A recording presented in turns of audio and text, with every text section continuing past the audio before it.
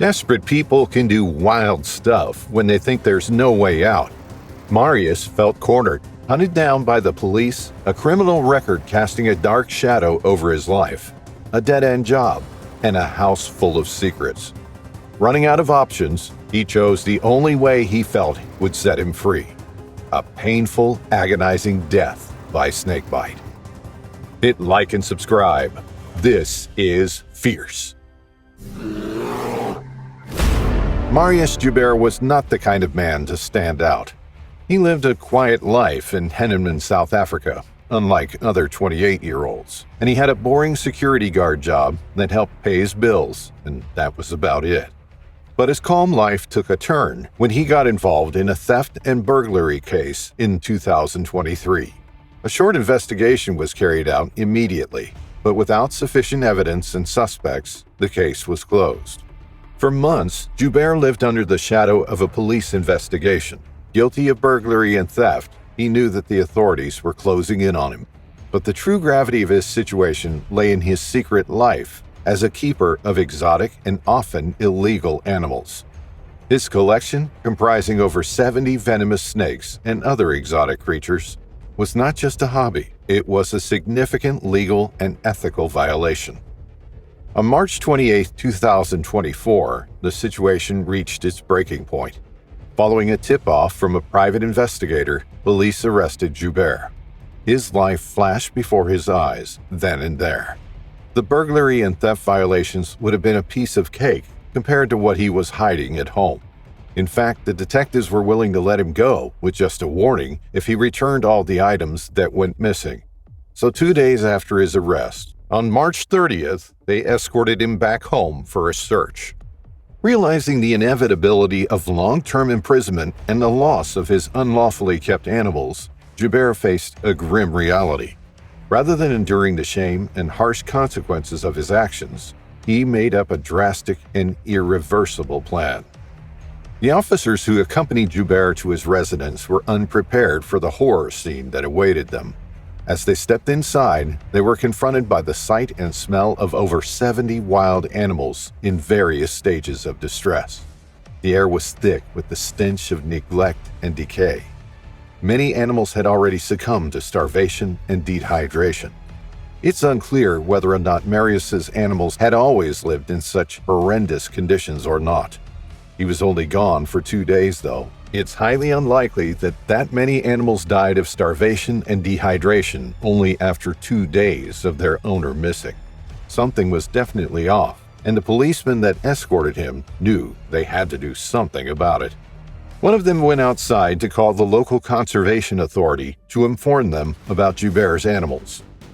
Among the living, the conditions were equally appalling. Marius pleaded with the officers to uncuff him for 2 reasons. 1, he had to feed his severely ill animals, and 2, he needed his hands free so he could point out all the objects he stole back in July 2023 in order for police to seize them and return them to their rightful owners. The officers exchanged a few looks, but in the end, they decided that the best thing to do was uncuff him. Little did they know, Joubert had another plan all this time. His plan to get out of this without any repercussions was doomed from the get-go. He couldn't find a perfect solution, no matter how much he thought about it, so he knew there was only one thing to do. As he saw the officers' decision splashed across their faces, he felt a glimmer of hope. We are on the right track, he thought. He shook his wrist for a moment, then dashed toward the snake cages. Next to the cobra's cage, there was another cage that housed a venomous snake that couldn't be immediately identified by the authorities. Knowing Marius, though, it was probably a copperhead. Using both his hands simultaneously, he carefully opened the cages, and without a second thought, he shoved his arms inside. The snakes, hungry and irritated by Marius's actions, immediately struck him on both of his wrists, biting him several times. His plan worked. Now, an impressive amount of venom was coursing through his veins. The officers who witnessed the event were horrified. Joubert's intentions became painfully clear as he refused medical treatment, sealing his fate. The police called for an ambulance, but the absence of suitable antivenom for the exotic snakes meant that medical intervention was largely futile. Joubert was transported first to Katleho Hospital in Virginia and then to Bongani Hospital in Welkom, but it was too late. The neurotoxic and cytotoxic venom worked relentlessly, shutting down his respiratory system and causing severe internal damage. It was an extremely painful and horrific way to end his life. It took about 9 hours from the moment he was bit for him to finally collapse. 3 hours later, the snake's venom took its toll on Marius's body, and he was pronounced dead.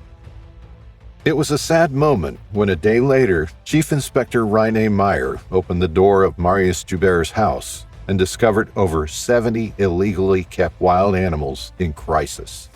A few moments before the 28-year-old's death, Bloemfontein SPCA, Society for the Prevention of Cruelty to Animals, received an appeal for assistance from the local conservation authority, who indicated that a large number of illegally kept indigenous and exotic animals were slowly starving to death in his house. Upon the team's arrival at the house, they found that a number of animals had already succumbed to starvation and dehydration, but that over 60 animals were still alive and would need rescuing.